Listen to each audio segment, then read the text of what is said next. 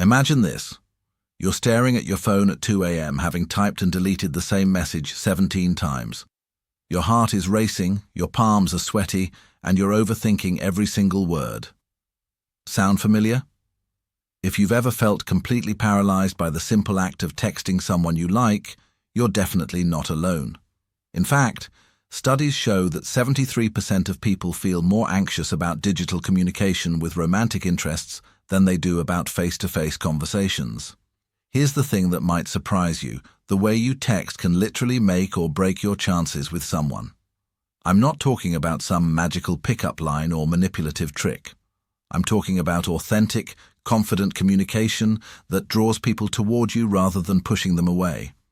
And by the end of this video, you're going to know exactly how to do that. But before we dive in, I want you to do something for me right now. If you've ever sent a text to your crush and immediately regretted it, type "been there" in the comments.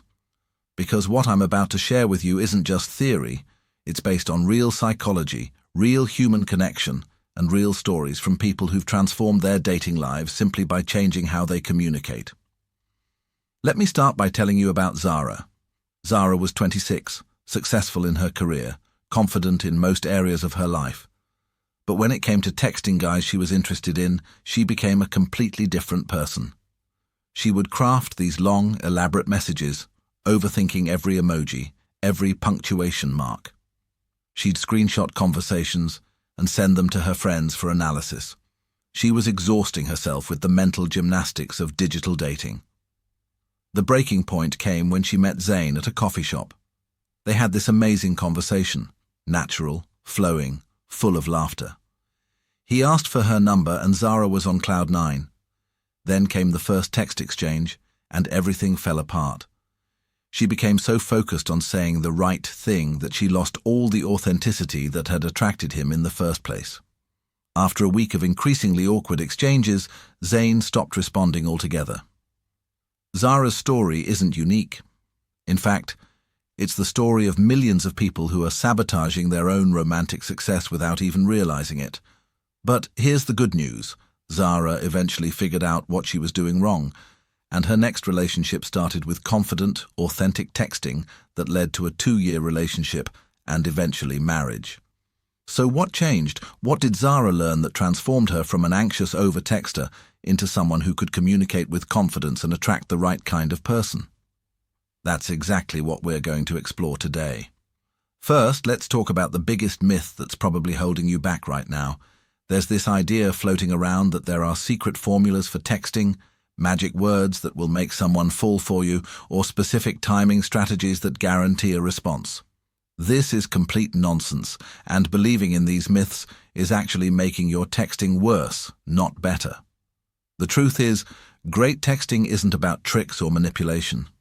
It's about one fundamental principle, being genuinely yourself while respecting both your own boundaries and the other person's. When you try to be someone you're not through text, it creates this weird disconnect that people can sense, even through a screen. Think about it this way. Have you ever received a text from someone that just felt off? Maybe it was too formal or too try-hard, or it didn't match the vibe of the person you knew in real life. That's what happens when we overthink our digital communication. We lose our natural voice and replace it with what we think the other person wants to hear. Now, before we get into the practical strategies, I want to address something that's probably on your mind. But what if being myself isn't enough? What if the real me is boring or awkward? If that thought just crossed your mind, type "I am enough" in the comments right now because you need to hear this. The person who is right for you will be attracted to the real you, not some polished version you think you need to be. And here's something even more important. If someone isn't interested in the authentic you, that's not a failure on your part. That's valuable information that saves you from wasting time on the wrong person. I learned this lesson the hard way. When I was in college, I spent months texting back and forth with someone I met at a party. I was so focused on being witty and interesting that I created this whole persona through text. I was making cultural references I didn't really understand, pretending to like music I'd never listened to, and basically crafting this fictional version of myself. When we finally went on a date, it was a disaster. Not because either of us was a bad person, but because she was expecting to meet the person from the texts, and I was this completely different human being. The whole thing felt forced and awkward because I'd built our entire connection on a foundation of inauthenticity. That experience taught me something crucial. Connection isn't about impressing someone. It's about finding someone who appreciates who you actually are. And that starts with how you communicate from day one. So let's talk about what authentic texting actually looks like. The first principle is matching energy, not chasing it. This means paying attention to the tone, length, and frequency of the other person's messages and responding in a similar way. If they send short, casual texts, don't respond with paragraphs. If they take a few hours to respond, you don't need to reply instantly. This isn't about playing games or being manipulative. It's about social awareness and respect. When you match someone's energy, you're showing that you're attentive to their communication style and comfortable operating at their pace. This creates a sense of compatibility and ease. But here's where people get confused. Matching energy doesn't mean becoming a mirror or losing your personality. You can still be yourself within the framework of respectful communication. If you're naturally more expressive, you can still use emojis and exclamation points. Just maybe not 5 per message if the other person uses none. Let me share another story with you. My friend Marcus always prided himself on being a great texter. He would send these elaborate, funny messages full of GIFs and emojis. His friends loved his texts, and he assumed everyone would. But he kept running into the same problem. Women would seem interested initially, then gradually become less responsive. The issue wasn't that Marcus was a bad texter. The problem was that he had one texting style, and he applied it to everyone regardless of their communication preferences. When he matched with Emma on a dating app, she was more reserved and preferred simple, straightforward communication. Instead of adapting his style, Marcus doubled down on the elaborate messages, thinking he just needed to be funnier or more creative. Emma interpreted this as overwhelming and attention-seeking. She wasn't looking for entertainment in her texts, she was looking for genuine connection and compatibility. When Marcus finally learned to dial back his energy to match hers, their conversations became more balanced, and they ended up dating for over a year. The lesson here is that good communication is about the other person as much as it is about you. This brings us to our second principle: curiosity over cleverness. Instead of trying to craft the perfect witty response, focus on being genuinely interested in the other person.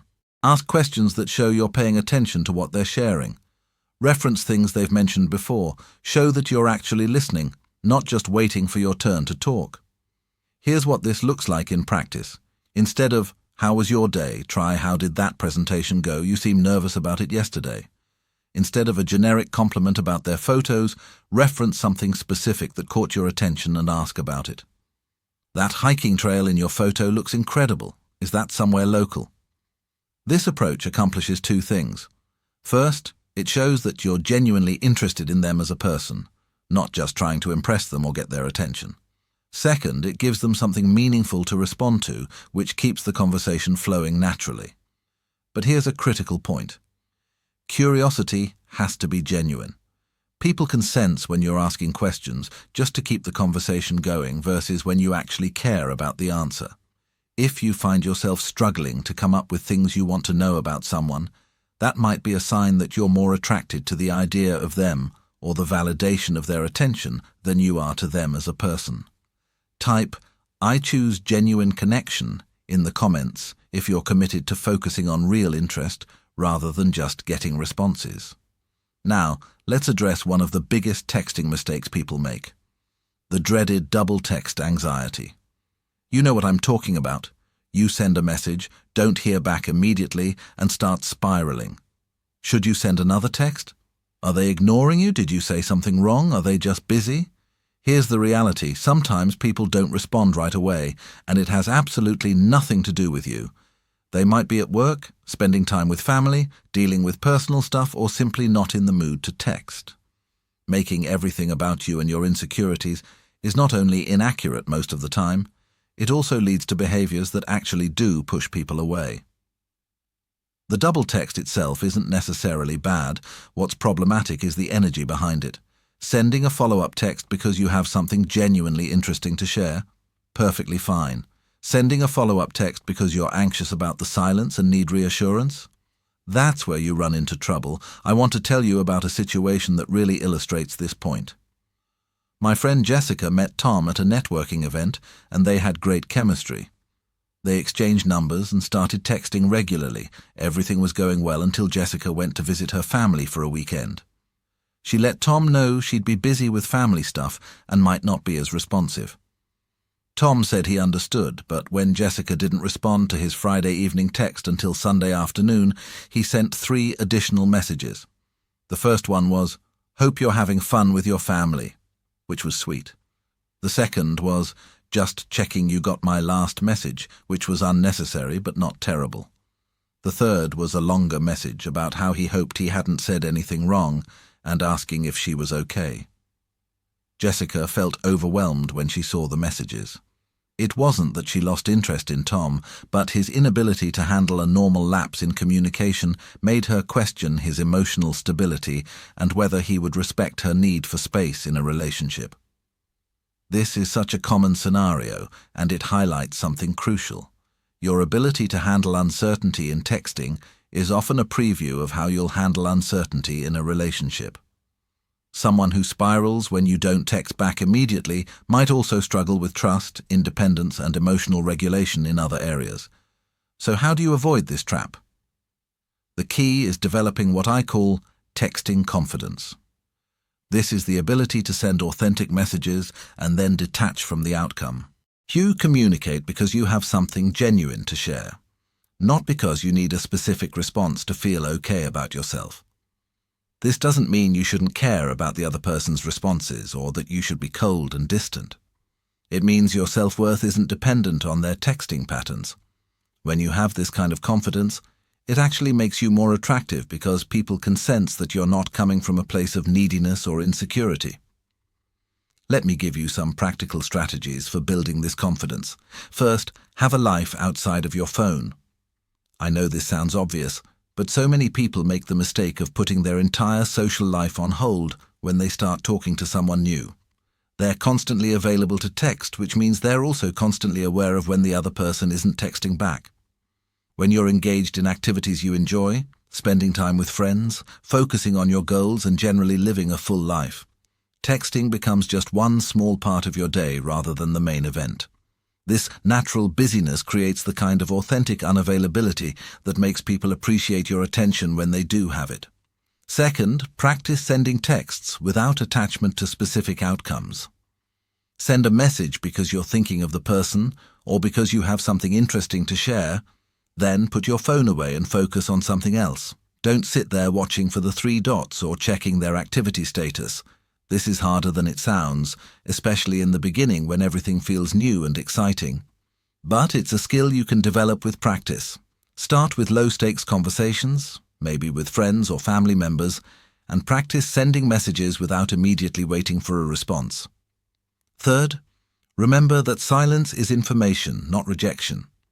When someone doesn't respond right away, or even when they don't respond at all, that tells you something about their availability, their communication style, or their level of interest. None of these things are personal judgments about your worth as a person. I want you to really internalize this because it's going to save you so much emotional energy. If someone is consistently slow to respond or frequently leaves you on read, that's information about compatibility, not evidence that you're not good enough. Type, "I trust the timing" in the comments if you're ready to stop taking other people's texting patterns personally. Now, let's talk about one of the most confusing aspects of modern dating, reading between the lines. People spend hours analyzing every word choice, every emoji, every delay in response time, trying to decode what someone really means.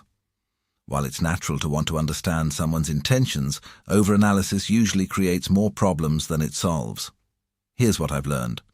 When someone is interested in you, their communication tends to be consistent, engaged, and forward-moving. They ask questions, they respond in reasonable time frames, they remember things you've told them, and they make an effort to keep conversations going.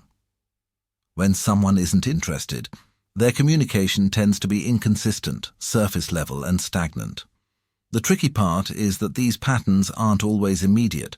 Someone might be enthusiastic at first and then pull back as they get to know you better. Or they might start slow and warm up over time. The key is looking at overall patterns rather than individual messages.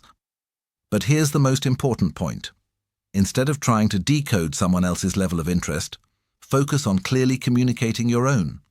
This is where a lot of people get stuck. They're so focused on figuring out what the other person is thinking that they never actually express what they want. Let me share a story that perfectly illustrates this. My friend David was texting with someone he met on a dating app. They'd been having good conversations for about 2 weeks, but he couldn't tell if she was actually interested in meeting up or just enjoyed the texting. Instead of directly suggesting a date, he kept dropping hints and trying to gauge her interest level. Meanwhile, she was wondering why he wasn't asking her out, and started to assume he wasn't serious about meeting in person. She began responding less frequently because she didn't want to waste time on someone who just wanted a texting buddy. David interpreted her decreased responsiveness as lack of interest and started pulling back too. This whole mess could have been avoided if David had simply said, "I've really enjoyed our conversations. Would you like to grab coffee this weekend?" Clear communication would have either moved things forward or given him a definitive answer about her interest level. The lesson here is that trying to read someone's mind through text messages is usually less effective than just being direct about what you want. This doesn't mean you should profess your love in the second message or put pressure on someone to respond a certain way. It means being honest about your intentions and giving the other person a chance to be honest about theirs. This brings us to one of the most important aspects of texting someone you like: timing. Not in terms of when you send messages, but in terms of pacing the relationship appropriately. One of the biggest mistakes people make is trying to build deep intimacy through text before they've established a real connection in person. Texting is great for maintaining contact, making plans, sharing quick thoughts, and light flirtation. But it's not great for serious conversations, working through conflicts, or building the kind of deep emotional connection that sustains a real relationship. When you try to use texting for purposes it's not designed for, you often create misunderstandings and false intimacy. False intimacy is when you feel close to someone based on extensive texting, but that closeness doesn't translate to real-world compatibility. You might stay up all night texting, share personal stories, and feel like you really know each other, but then meet in person and realize you don't have the same chemistry face-to-face. This is why it's so important to transition from texting to real-world interaction relatively quickly. I'm not saying you should ask someone out in the first message, but once you've established basic compatibility and interest, don't let the relationship exist only in digital space for weeks or months. Here's a practical guideline. If you've been texting regularly for more than a week or two and haven't made concrete plans to meet in person, someone needs to suggest it. If the other person consistently deflects or makes excuses when you suggest meeting up, that's valuable information about their actual interest level or availability for a real relationship. Let me tell you about someone who learned this lesson in a particularly difficult way. My cousin Lizzie spent 3 months texting with a guy she met online. They talked every day, shared personal stories, sent each other songs and memes, and she genuinely felt like she was falling for him. When they finally met in person, there was zero chemistry. They had completely different energy levels, different senses of humor, and different ways of interacting with the world. Lizzie was devastated because she'd invested so much emotional energy in this connection. But the real issue wasn't that he was wrong for her. It was that she'd built up this fantasy relationship in her head based on text conversations that didn't reflect how they actually interacted as human beings. This experience taught Lizzie to use texting as a tool for getting to know someone, not as a substitute for actually getting to know them. In her next dating experience, she made sure to meet in person within the first week of regular texting, which allowed her to make decisions based on real compatibility rather than digital chemistry. Type, "I choose real connection" in the comments if you're committed to moving beyond just texting. Now let's address something that causes a lot of anxiety: what to do when conversations seem to be dying out. You know the feeling. The responses are getting shorter, taking longer, or feeling less engaged. Your instinct might be to try harder, send more interesting messages, or ask what's wrong. But often the best approach is counterintuitive. Sometimes conversations naturally run their course, and that's okay. Not every interaction needs to be sustained indefinitely. People's lives change, their interest levels shift, they meet other people, or they simply get busy with other priorities. Fighting against this natural ebb and flow often makes things worse, not better. However, if you're genuinely interested in someone and sense that the conversation is fading, it's perfectly acceptable to acknowledge it directly. Something like, "I feel like our conversations have been getting shorter lately. Are you still interested in getting to know each other, or would you prefer to leave things here?" This gives the other person permission to be honest about their interest level instead of just fading away. The key is asking this question from a place of genuine curiosity rather than desperation or accusation. You're not trying to guilt them into continuing the conversation or demanding an explanation for their behavior. You're simply clarifying where things stand so you can make informed decisions about how to invest your energy. Most people will appreciate this direct approach because it eliminates the awkwardness of gradual fading. They can either recommit to more engaged conversation or politely express that they're not feeling a romantic connection. Either way, you get clarity instead of confusion. But here's what's crucial. You have to be prepared for either answer. If someone says they're not interested in continuing, that's not a reflection of your worth as a person. It's simply information about compatibility. The right person for you will be excited to keep getting to know you, not someone you have to convince or chase. I want to share something personal with you. There was a time in my life when I would panic every time a conversation seemed to be slowing down.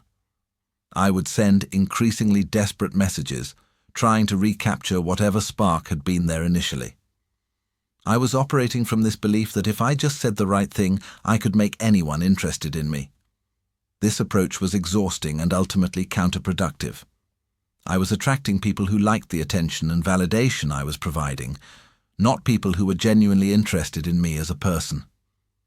It took me a while to realize that I was actually repelling the kind of confident, emotionally available people I wanted to date.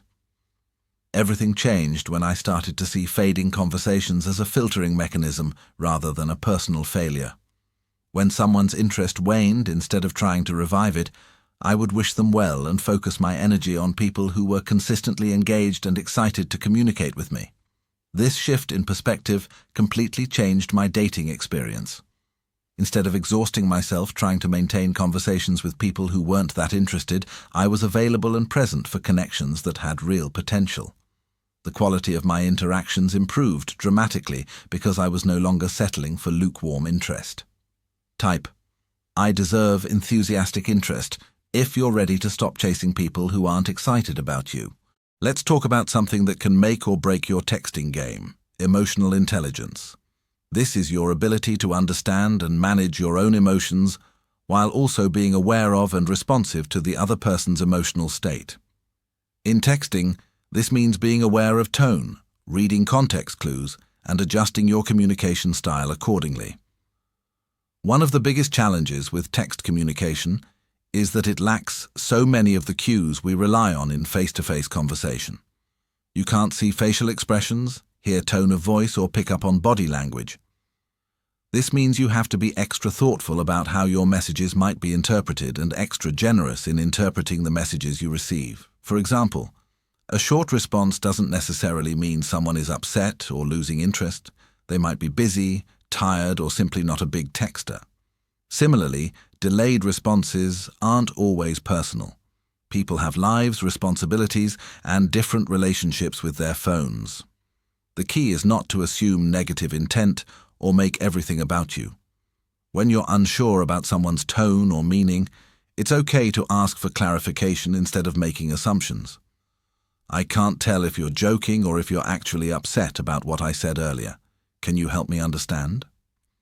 This shows emotional maturity and genuine care for the other person's feelings.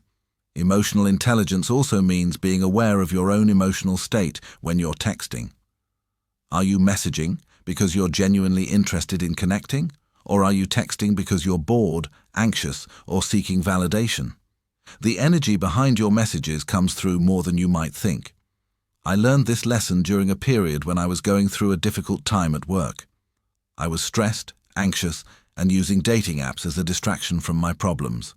Even though I thought I was hiding my emotional state, looking back at my conversations from that time, it's obvious that my messages had this underlying neediness and desperation.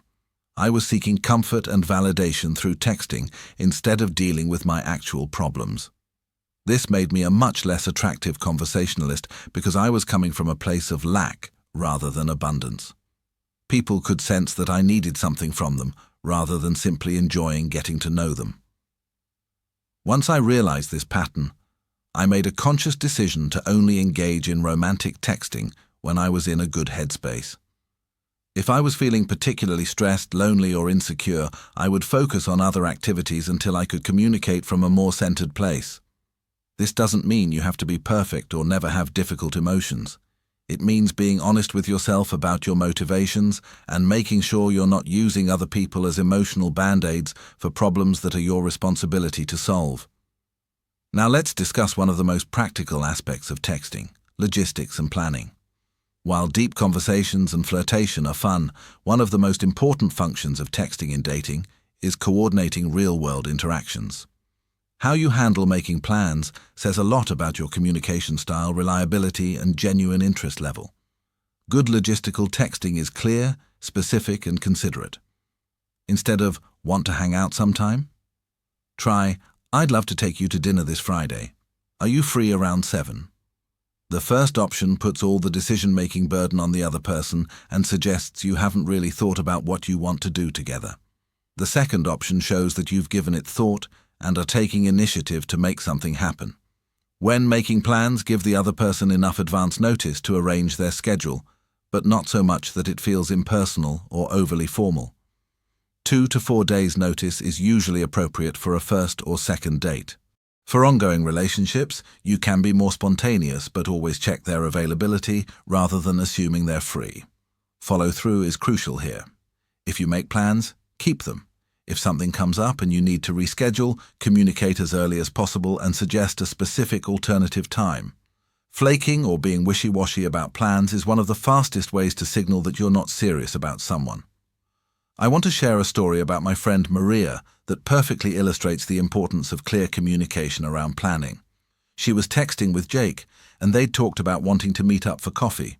But instead of making concrete plans, their conversations kept circling around the idea of meeting without anyone actually suggesting a specific time or place. This went on for over a week. Maria assumed Jake would ask her out formally, while Jake assumed Maria would let him know when she was free since she'd mentioned having a busy schedule.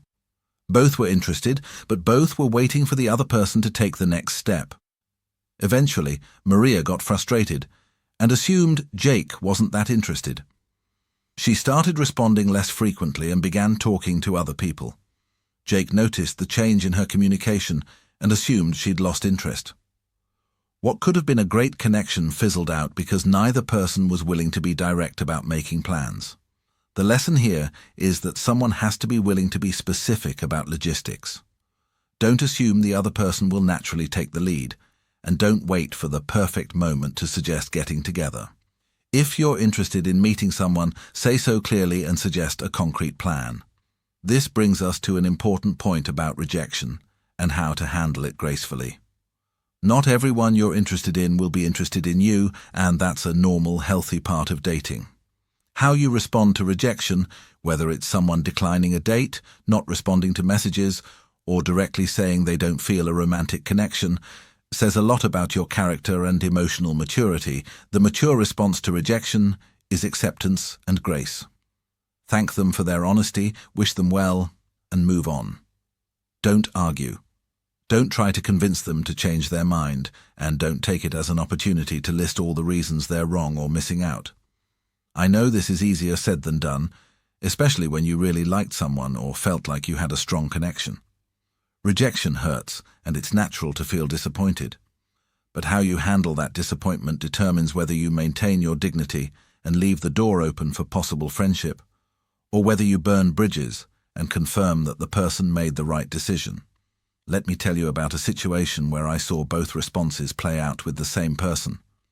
My friend Lisa went on a few dates with two different guys around the same time and ultimately decided she was more interested in pursuing things with one of them. She had to let the other guy, Mark, know that she didn't want to continue dating. Mark's response was incredibly gracious. He thanked her for being direct, said he understood, and wished her the best. He didn't make her feel guilty or try to change her mind.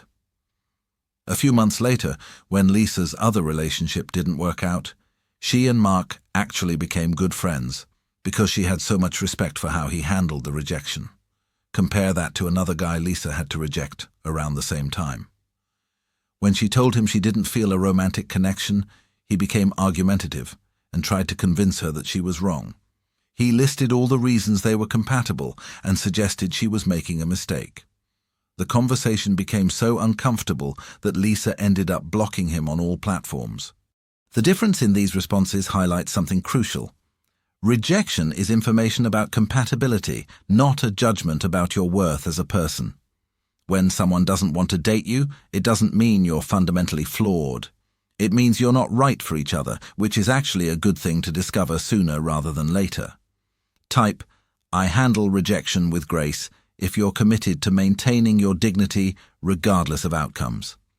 Let's talk about something that trips up a lot of people, the transition from texting to a real relationship. As things progress with someone, the role of texting in your interaction naturally changes. In the early stages, texting might be your primary form of communication. But as you spend more time together in person, texting should become more supplementary.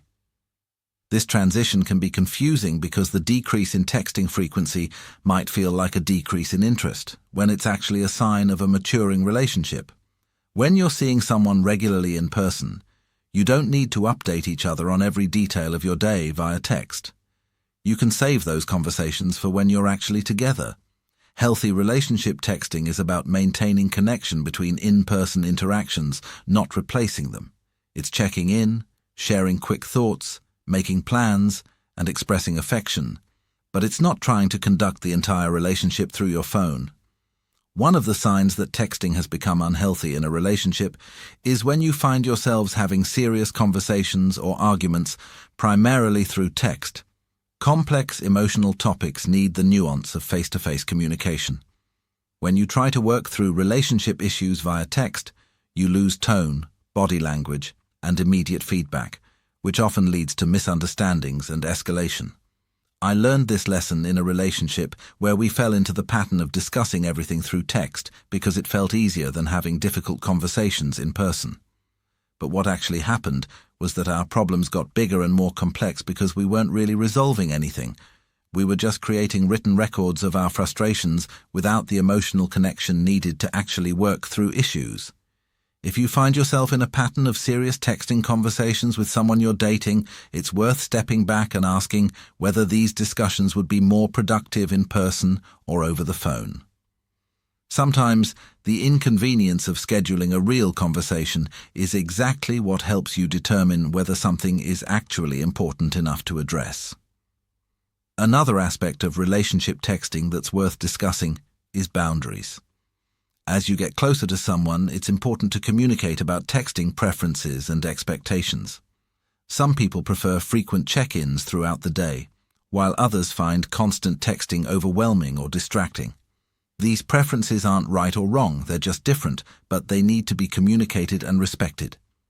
If you're someone who likes to text frequently and you're dating someone who prefers less digital communication, you'll need to find a compromise that works for both of you. The key is having this conversation explicitly, rather than assuming the other person shares your texting style or trying to force them to change their natural communication preferences. This is another area where compatibility matters. If someone needs constant texting to feel secure in a relationship and their partner finds that suffocating, that might be a fundamental incompatibility rather than something that can be easily resolved. Now I want to address something that's become increasingly relevant in our digital age: the role of social media in modern dating and how it intersects with texting. When you start dating someone, you're not just navigating text messages. You're also dealing with Instagram stories, Facebook posts, Snapchat, and whatever other platforms you both use. This can complicate things significantly. For example, if someone takes hours to respond to your text but you can see they've been active on Instagram, it's natural to wonder about their priorities or interest level. Or maybe you post something and notice they didn't like or comment, and you start reading meaning into that. The reality is that people have different relationships with different platforms. Someone might check Instagram mindlessly throughout the day, but only respond to texts when they have mental space for real conversation. They might see your post but not interact with it because they prefer to keep their social media activity separate from dating. The best approach is to treat texting and social media as separate forms of communication with different purposes and expectations. Don't use social media activity as a way to gauge someone's interest in you, and don't expect someone's texting patterns to match their social media behavior. If social media behavior is causing you anxiety or confusion in a dating situation, it's worth examining whether you're looking for problems that don't exist or whether there might be legitimate compatibility issues around communication and priorities. Let me share a story about how social media assumptions can damage a perfectly good connection. My friend Alex was dating someone named Jordan, and things were going really well. They had great chemistry in person and good text conversations. But Alex noticed that Jordan would often take several hours to respond to texts while being active on Instagram during that same time. Alex started to feel like Jordan wasn't prioritizing their communication and began interpreting delayed text responses as lack of interest. The frustration built up until Alex finally brought it up, and Jordan was genuinely confused. Jordan explained that they used Instagram as a mindless distraction during breaks at work, but saved text conversations for when they could give full attention, usually in the evening. Once they talked about their different communication habits, the issue resolved completely. But it could have easily derailed their relationship if Alex had continued to make assumptions instead of having an honest conversation about their different digital communication styles. The lesson here is that social media adds another layer of complexity to modern dating, but it doesn't have to be a source of constant stress and analysis. The same principles that apply to texting, clear communication, not taking everything personally, and focusing on overall patterns rather than individual incidents, also apply to navigating social media in relationships. Type, I focus on real connection over digital drama, if you're committed to not letting social media complicate your relationships unnecessarily. As we near the end of our conversation about texting and dating, I want to address something that affects everyone, but isn't talked about enough. The emotional toll of modern dating communication. The constant connectivity, the ambiguity of digital communication, and the pressure to always be on and interesting can be genuinely exhausting. It's okay to acknowledge that this stuff is hard. It's okay to feel overwhelmed by the complexity of navigating romantic connection through screens. It's okay to sometimes want to throw your phone across the room and go back to a time when dating was simpler. These are normal responses to an unprecedented situation in human history. But here's what I want you to remember. Underneath all the technology and complexity, dating is still about the same fundamental things it's always been about. Remember, every successful relationship started with two people being brave enough to show who they really are. Your future partner isn't looking for your perfect texting performance. They're looking for your authentic self. The sooner you start showing that, the sooner you'll find each other. Type, I am ready for authentic love in the comments if you're committed to showing up as your real self in all your communications. And if this video helped you think differently about texting and dating, I want to hear about it. Share your own experiences, your struggles, your successes, or your questions in the comments below. What texting mistakes have you made that you learned from? What advice would you give to someone who's struggling with digital dating anxiety? Have you ever had a texting conversation that completely changed your perspective on someone? Your stories and insights help create a community where we can all learn from each other's experiences. If you found this content valuable, please hit that like button. It really helps the video reach other people who might need to hear these messages. And make sure to subscribe if you want more honest, practical advice about modern dating and relationships. Before you go, I want to recommend another video, that dives deeper into something we touched on today. If you found yourself relating to the stories about seeking validation through texting or constantly needing reassurance from your crush's responses, you should definitely watch my video about signs you're seeking validation, not love. It explores the difference between healthy desire for connection and unhealthy need for constant validation, and it might help you understand some of your own patterns more clearly. The reality is that when we're coming from a place of insecurity or neediness, it affects every aspect of how we communicate, not just our texting. Learning to recognize these patterns and develop genuine confidence is one of the most important things you can do for your dating life and your relationships in general. Remember, finding love isn't about becoming perfect at texting or any other aspect of dating. It's about becoming comfortable with who you are and confident in your ability to build meaningful connections with people who appreciate the real you. Your person is out there, and when you meet them, all of this texting anxiety will seem silly because communication will flow naturally between you. Until then, be patient with yourself, stay authentic, and trust the process. Great love stories aren't built on perfect text messages.